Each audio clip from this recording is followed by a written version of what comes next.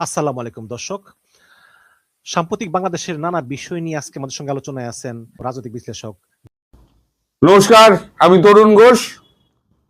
এবার সম্ভবত বড়সড় বিপদে পড়তে চলেছেন বাংলাদেশের পররাষ্ট্রমন্ত্রী খলিলুর রহমান।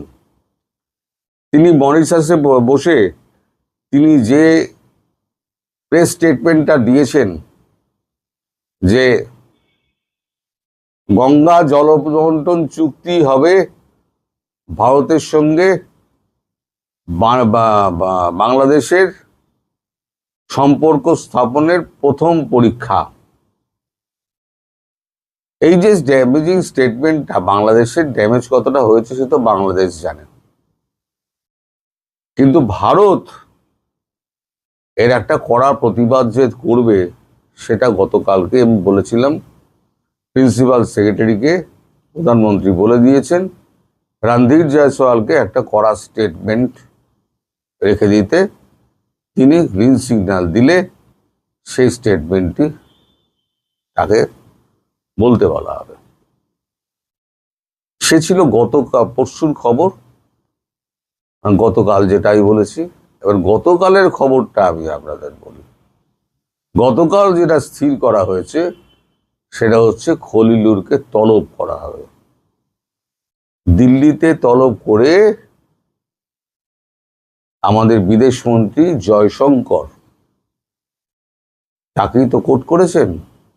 বিদেশমন্ত্রী জয়শঙ্কর তাকে জিজ্ঞেস করবেন যে আপনার সঙ্গে এই ব্যাপারে এই কথার ভিত্তিতে কোনো কথা হয়েছে কিনা, যদি হয়ে থাকে তাহলে কখন হয়েছে, আদৌ কি কথা হয়েছে আপনি আমায় পরিষ্কার জানান। আর যদি না হয়ে থাকে তাহলে কেন আপনি এরকম একটা স্টেটমেন্ট দিলেন ভারতের বিপক্ষে গিয়ে, তার কারণ আপনি দর্শান। আপনি যদি এই কারণ দর্শাতে না পারেন, ভারতবর্ষ থেকে যে সমস্ত সাহায্য আপনারা চাইছেন একটা সাহায্য আপনারা পাবেন না।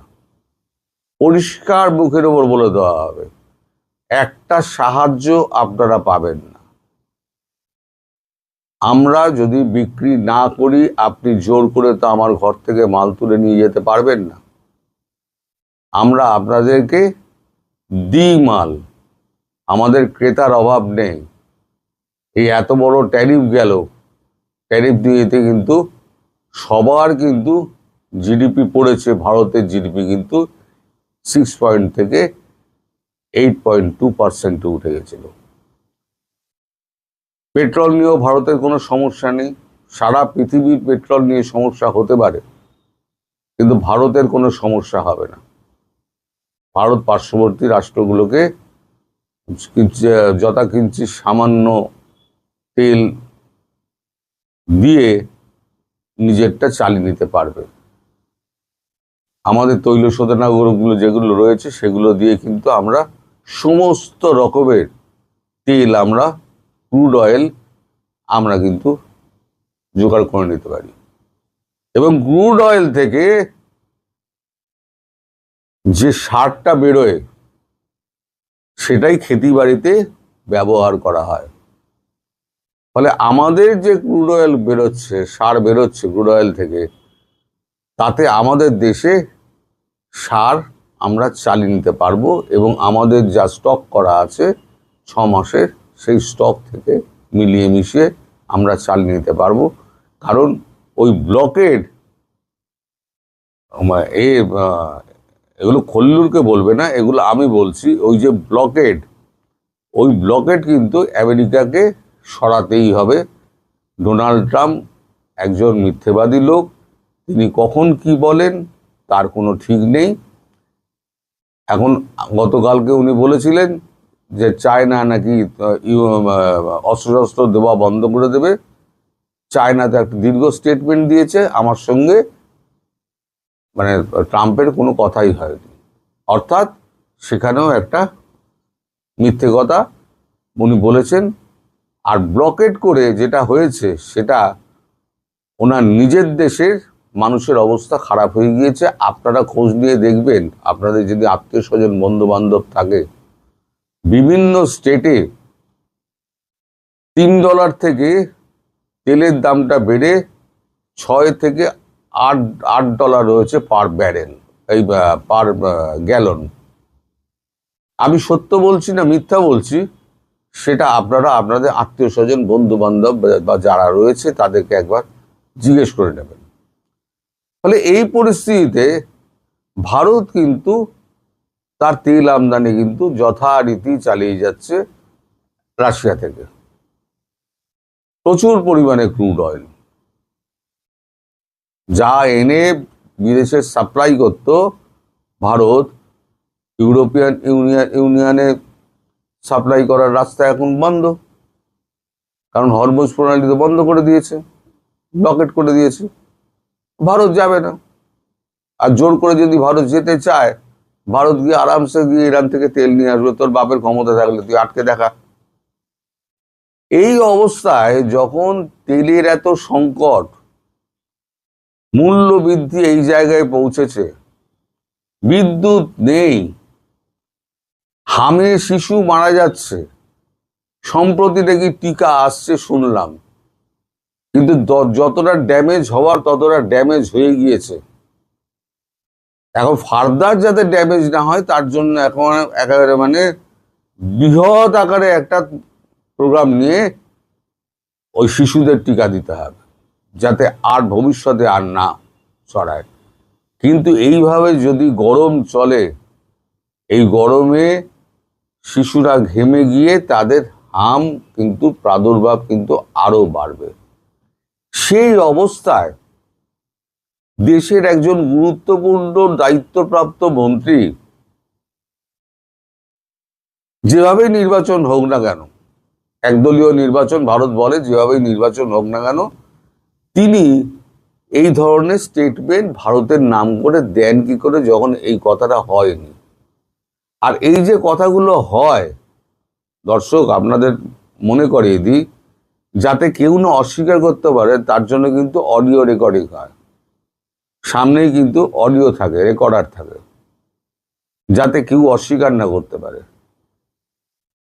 এবার আমাদের খলিলুর রহমান যাবেন কোথায়? যদিও যখন অডিও রেকর্ডারটা যখন টিপে দেওয়া হবে, তার সঙ্গে পরিষ্কার কি কথাবার্তা হয়েছে সেটা যখন হবে, তখন কিন্তু কূটনৈতিক মহলে তো আর আমাদের মতো নয় যে আমরা সমাজ মাধ্যমে লিক করে দিলাম। কিন্তু খলিলুর রহমানের প্যান্ট জামা কিন্তু হলুদ হয়ে যাবে। ভারত ঠিক করেছে ওইসব প্রতিবাদ করে কিছু হবে না। এদের চামড়া মোটা মোটা চামড়ায় যে যখন হয়ে যায় না, তখন ডুগডুগি বাজাতে হয়, এখন ঢোলের মতো বাজাতে হবে। মানে বাংলাদেশকে এখন ঢোলের মতো বাজাও। যেমন জামাত এসে বলেছিল না, আমরা আওয়ামী লীগকে ফিরিয়ে আনতে আমরা সাহায্য করব, কিন্তু আপনারা দেখবেন আওয়ামী লীগ ফিরলে যেন আমাদের ঢোল না বাজায়। কিন্তু আওয়ামী লীগ ফিরবে। আপনাদের একটা গল্প বলি, বিশ্বাসটা এমন বস্তু না, ছোট গল্প বলি। একটা লোকের একটা নদী পার হওয়ার একটা খুব দরকার ছিল, খেয়া টেয়া বন্ধ হয়ে গেছে। খেয়া পাড়ের একজন সাধু সন্ন্যাসী মতো মানুষ, সে ধুনি জেলে, সে রাম নাম কৃষ্ণ নাম জপ করছে। তো তাকে উদ্ভ্রান্তের মতো ঘুরতে দেখে সাধু জিজ্ঞেস করে, তুই কি করতে চাস? বললো, ঠাকুর আমি তো ওপারে যাব, কিন্তু কোনো নৌকো নেই, আমি যাবো কি করে? তোমার নিজের উপরে বিশ্বাস রাখ, আর কৃষ্ণ নাম জপ, নদীর ওপর দিয়ে হাঁট। বললো, আমি ডুববো না? বলবে, না ডুববি না, নিজের ওপরে বিশ্বাস রাখ। বিশ্বাস এমন বস্তু, আত্মবিশ্বাস এমন বস্তু, ভক্তি এমন বস্তু, তুই যে ঠাকুরেই বিশ্বাস করিস না ওপরওয়ালায়, তার উপরে এতটাই বিশ্বাস রাখিস যেন 99.9% যেন না হয়, 100% হয়। তো সে কৃষ্ণ নাম জপতে জপতে আর্ধেক গিয়েছে, গিয়ে সে দেখছে জল এত স্রোত বইছে, তার মনে হয়েছে যে এইবারে আমি ডুবে যাব। কৃষ্ণ নাম তখন ভুলে গিয়ে, যেই ভুলে গিয়েছে সঙ্গে সঙ্গে ডুবে গেছে। ওই জন্য আমি বলি বাংলাদেশের মানুষকে আপনারা আস্থা হারাবেন না, কনফিডেন্স হারাবেন না, আত্মবিশ্বাসকে বজায় রাখুন। আত্মবিশ্বাসই হচ্ছে সব। এই আত্মবিশ্বাস যতক্ষণ আছে না, আপনাদের কোনো শক্তি হারাতে পারবে না। এদের সব ঢোল বাজবে, ঢোল ঢোল বাজে রে বাজে রে ঢোল বাজে রে বাজে রে ঢোল, একটা গান ছিল না, এদের সব ঢোল বাজবে। গানটা আমি জানি, কিন্তু গানটা আমি যদি গুনগুনাই তাহলে পরে স্ট্রাইক খেয়ে যাব। সুপ্রিয় দর্শক, সাজ্জাদ কাদিরের শুভেচ্ছা নিন। এই মুহূর্তে আপনাদের সামনে কথা বলবো তারেক রহমানের 60 দিন প্রত্যাশা বনাম প্রাপ্তি, আই হ্যাভ এ প্ল্যান থেকে টাইম ম্যাগাজিন কেমন কাটলো 2 মাস। আজকে একটি ঐতিহাসিক দিন, 17 এপ্রিল। আজকের এই দিনে 1971 সালে, আজকে যে আমরা সরকার বলি, এই সরকার, এই যে বর্তমান সরকার, এই সরকারগুলো মানে বাংলাদেশ, স্বাধীন বাংলাদেশের প্রথম সরকারের গোড়াপত্তন হয়েছিল একটা শপথ অনুষ্ঠানের মাধ্যমে। সরকার গঠিত হয় 10 এপ্রিল, কিন্তু শপথ অনুষ্ঠান হয় 17 এপ্রিল 1971। একটা ঐতিহাসিক দিন নিঃসন্দেহে। কিন্তু আজকে নতুন একটা সরকার, 2 মাস বয়সী সরকারের প্রাপ্তি অপ্রাপ্তি নিয়ে আলাপ করতে এসেছি। কিন্তু আজকে যদি এই সরকারের দেখি যে প্রথম যে সরকারটি শপথ নিয়েছে, সেই সরকারকে নিয়ে কোনো কৃতজ্ঞতা, কোনো পালন, কোনো অর্থাৎ মুক্তিযুদ্ধের ময়দান থেকে যে সরকারটা গঠিত হয়েছিল, সেই সরকার নিয়ে আজকের এই সরকারের কোনো ধরনের আয়োজন নেই। এটি নিঃসন্দেহে দুঃখজনক। অর্থাৎ বর্তমান সরকার, আমি প্রথমেই ব্যর্থতা দিয়ে শুরু করি, ইতিহাসকে স্বীকার করে না। গত 17 ফেব্রুয়ারি বাংলাদেশের রাজনীতিতে এক নতুন অধ্যায়ের সূচনা হয়েছিল। যদিও বলা হচ্ছে নতুন অধ্যায়, কিন্তু আমরা নতুন কিছু দেখছি না। 2024 সালে সরকার পতনের পরে একটা অন্তর্বর্তীকালীন সরকার ছিল, বাংলাদেশের ইতিহাসে সবচেয়ে ন্যাক্কারজনক সরকার। সেই সরকার চলে গেছে, কোনো রকম একটা নির্বাচন দিয়ে আরেকটি সরকার এসছে, সেটি এখন তারেক রহমানের সরকার। তারেক রহমান 17 বছর নির্বাচনে কাটিয়ে দেশে ফিরে একটা নির্বাচনের মাধ্যমে বিপুল জনসমর্থন, ভূমিধস বিজয়, এগুলো গণমাধ্যম বলে, অনেকে বলে, কিন্তু কিচ্ছু না। একজন সমঝোতার প্রধানমন্ত্রী হিসেবে মসনদে বসেছেন। তার নির্বাচনের কিছু প্রতিশ্রুতি ছিল, সেগুলো বাস্তবায়নে জোর দিয়েছেন। তার শাসনের 2 মাস পূর্ণ হয়ে গেল আজকে। এই 60 দিনে তিনি যেমন টাইম ম্যাগাজিনে প্রভাবশালী 100 ব্যক্তির তালিকায় স্থান পেয়ে বিশ্ব মঞ্চে চমক দেখিয়েছেন, তেমনি দেশের ভেতরে তার সরকারকে পড়তে হচ্ছে নানান চ্যালেঞ্জের মুখে। একদিকে প্রশংসনীয় কিছু উদ্যোগ, অন্যদিকে আকাশচুম্বী প্রত্যাশা। কেমন কাটলো তারেক রহমান সরকারের এই 2 মাস? আজ আমরা সেটি বুঝতে চেষ্টা করব। তারেক রহমান দেশের মাটিতে নেমে এক বিশাল জনসভায় বলেছিলেন, আই হ্যাভ এ প্ল্যান। এই প্ল্যানের প্রতিফলন হিসেবে দায়িত্ব নিয়ে তিনি কিছু পরিবর্তনের সিদ্ধান্ত নিয়েছিলেন। এগুলো কিছুটা প্রশংসা কুড়িয়েছে, যেমন প্রোটোকল ও মিতব্যয়িতা। প্রধানমন্ত্রী হয়েও তিনি প্রোটোকল না নিয়ে ট্রাফিক সিগন্যাল মেনে চলছেন।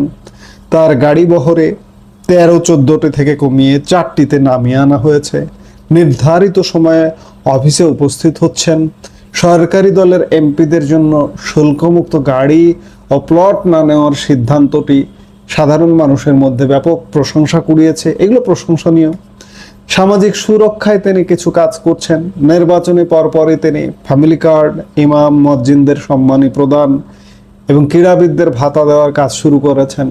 পহেলা বৈশাখে উদ্বোধন করেছেন কৃষক কার্ড, এমনকি 10,000 টাকা পর্যন্ত কৃষি ঋণের সুদ মওকুফ করেছেন।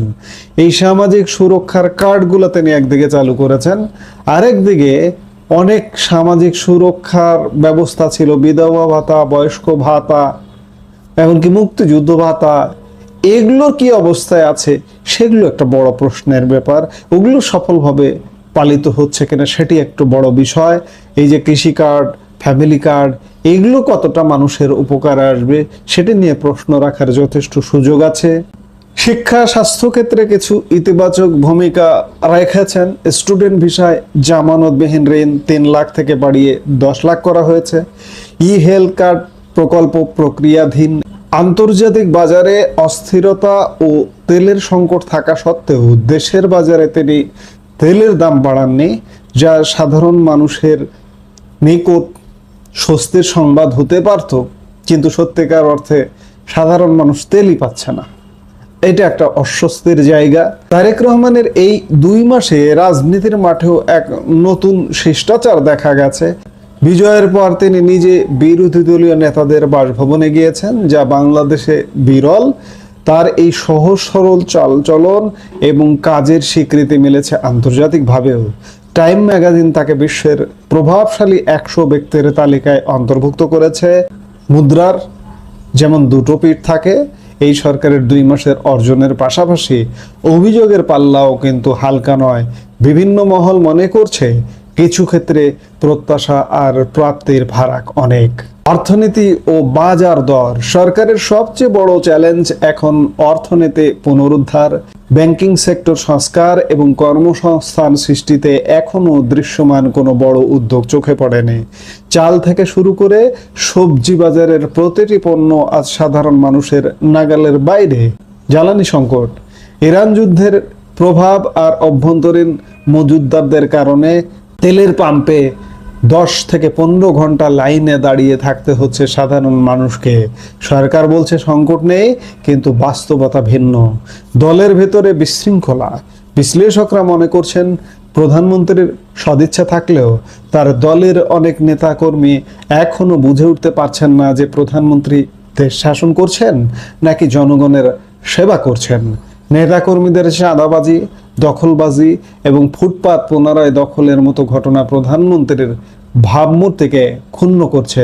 ফুটপাত পুনরায় দখলটা কেমন? একদিকে উদ্ধার করছে, ধরুন ঢাকা উত্তর সিটি কর্পোরেশন, দক্ষিণ সিটি কর্পোরেশন, আর একদিকে দলের নেতা কর্মীরা নতুন করে ভাড়া দিচ্ছেন, এমন ঘটনা ঘটছে। ইতিহাস ও সমন্বয়হীনতা এই সরকারের মধ্যে খুব প্রকটভাবে দেখা যাচ্ছে। সরকারের বিরুদ্ধে ইতিহাস বিকৃতির অভিযোগ উঠেছে। বিশেষ করে জিয়াউর রহমানকে স্বাধীনতার ঘোষক বানানোর অপচেষ্টা দারুণভাবে সমালোচিত হচ্ছে। এছাড়া আমাদের যে ঐতিহাসিক দিনগুলো 7ই মার্চ, 10ই এপ্রিল এবং আজকে যেমন 17 এপ্রিল, এই 17 এপ্রিল, 10ই মার্চ, 7ই মার্চের মতো ঐতিহাসিক দিনগুলো রাষ্ট্রীয়ভাবে পালিত না হয় অনেক মহল ক্ষুব্ধ। অর্থাৎ মুক্তিযুদ্ধ বা একটা দেশের যে গোড়াপত্তন হয়েছিল, ধরুন আজকের দিনটাই 17 এপ্রিল, আমার এ যাবৎ 55 বছরে যত সরকার, সেই সরকারের গোড়াপত্তন হয়েছিল আজকের দিনে একটি শপথের মাধ্যমে। আজকে রাষ্ট্রীয়ভাবে কিন্তু কোনোভাবে পালিত হচ্ছে না। অর্থাৎ আজকের এই তারেক রহমান সরকার মুক্তিযুদ্ধকে কতটা মানেন, ইতিহাসকে কতটা স্বীকৃতি দেন, সেটি একটা মোটা দাগের প্রশ্ন থেকে যায়। প্রশাসনের ভেতরে সচিবদের দ্বন্দ্ব এবং মন্ত্রীদের মধ্যে দূরত্বের কারণে কাজকর্মে সমন্বয়হীনতা দেখা যাচ্ছে। সরকারের 180 দিনের কর্ম পরিকল্পনা ভালো, তবে অর্থনীতির ক্ষেত্রে 6 মাস অপেক্ষা করার সুযোগ নেই। উত্তরাধিকার সূত্রে পাওয়া ভঙ্গুর অর্থনীতি এবং ইরান যুদ্ধের চাপ সামলাতে 1 বছরের একটি সুনির্দিষ্ট অর্থনৈতিক রোডম্যাপ দরকার ছিল। শিল্প উদ্যোক্তারা বলছেন এলসি সমস্যা আর ঋণ পেতে জটিলতার কারণে উৎপাদন কমছে এবং শ্রমিক ছাঁটাই হচ্ছে, যা দেশের জন্য অশনি সংকেত। তারেক রহমান একটু সাধারণ জীবনযাপন দেখিয়ে কিছুটা আশা জাগিয়েছিলেন, কিন্তু শুধু কার্ড বিতরণ বা সামাজিক নিরাপত্তা দিয়ে একটি ভঙ্গুর অর্থনীতি টেনে তোলা অসম্ভব। মানুষ এখন শুধু সুন্দর স্ক্রিপ্টের বক্তব্য নয়, বরং বাস্তব পদক্ষেপের মাধ্যমে পকেটের টান আর বাজারের আগুন কমতে দেখতে চায়। প্রধানমন্ত্রীর সামনে আগামী 4 মাস অত্যন্ত গুরুত্বপূর্ণ। তিনি কি পারবেন তার আই হ্যাভ এ প্ল্যান বাস্তবায়নের মাধ্যমে একটি সুখী ও সমৃদ্ধশালী বাংলাদেশ গড়তে?